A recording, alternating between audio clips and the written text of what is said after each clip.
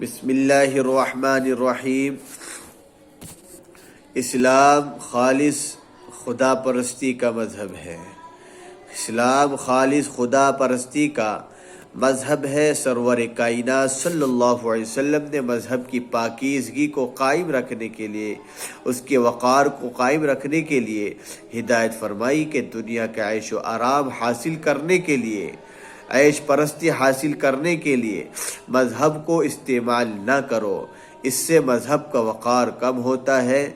اور اللہ کے نبی صلی اللہ علیہ وسلم نے اس تعلق سے بہت کچھ فرمایا۔